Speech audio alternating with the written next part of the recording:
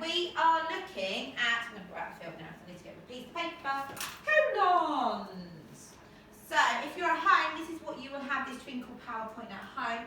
We are going to have a look at it now in school. Colons, we've just talked about.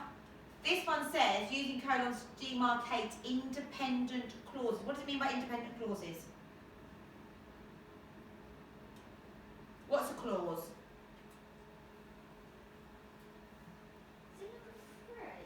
It's a bit like, the phrase and clause are quite similar. It's a group of words, okay, that do kind of make sense on their own, okay. They can make sense of them, but they're not necessarily a whole sentence, okay. So they're kind of between a phrase and a sentence. They're kind of a bit more. So if you think about subordinate clauses, think when we do a subordinate conjunction, I wore my Wellington boots because it was raining. Because it was raining is a subordinate clause, which means that whole clause, remember, can be moved to the beginning. Because it was raining, comma, I wore my Wellington boots. So a clause is a group of words that kind of make sense on their own, but they wouldn't be classed as a complete sentence. Independent clauses means they don't necessarily need to go together like with an and, so they wouldn't be coordinated with an and or something. So they stand on their own. They're independent. Independent means you stand on your own, don't you? You can do it yourself. If you do independent work, you work by yourself. Does that make sense? So an independent clause, it works on its own. It's not relying on anything else. Whereas a subordinate clause relies on the main clause, doesn't it? Yes. Miss Wakefield. We know what you're talking about. Okay. Which sentence shows the colon in the correct place? I love going to Cornwall to visit my grandma. The beaches in Cornwall are beautiful. I love going to Cornwall to visit my grandma. The beaches in Cornwall are beautiful. I love going to Cornwall to visit my grandma. The beaches in Cornwall are beautiful. It helps when you read them, doesn't it? It helps listening to them.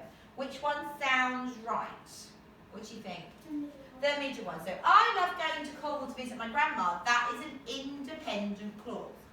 The beaches in Cornwall are beautiful. An independent clause. They both work on their own, don't they? They can both be, you can put a full stop, they both be, but they are related to each other. We wouldn't have, I love going to Cornwall to visit my grandma. I had hot dogs for my tea.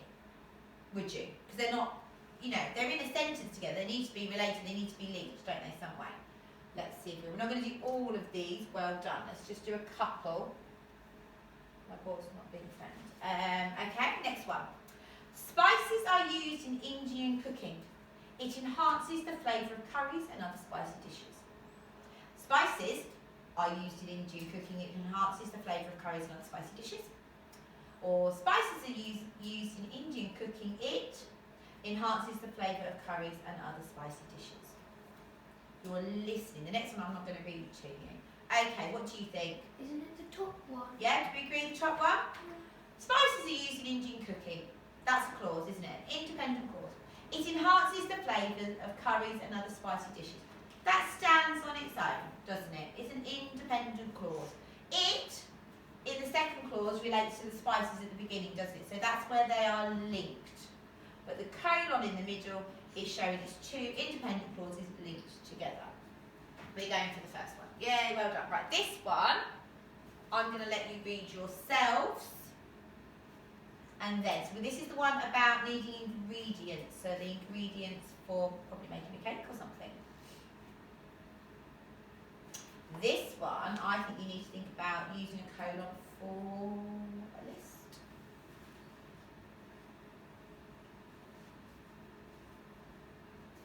Okay, what do you think?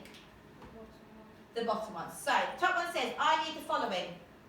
Ingredients, flour, eggs, sugar, milk and butter. Second one says, I need the following ingredients. Flour, eggs, sugar, milk and butter. And the bottom one says, I need the following ingredients. Flour, eggs, sugar, milk and butter. So I think you're right, because the independent clause is, I need the following ingredients. That stands on its own. And then after the colon are the ingredients you need. So that is using your colon to introduce a list, but it's still two independent clauses, isn't it? Because that's your list of things. Eggs, sugar, milk, flour, eggs, sugar, milk and butter. Make sense?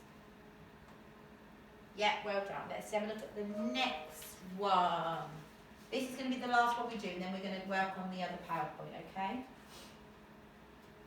It's all about washing your fish tank out.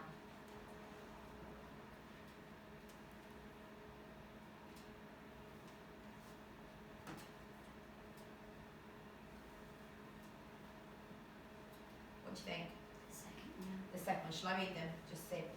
You really need to clean your fish tank out, the water is getting mucky.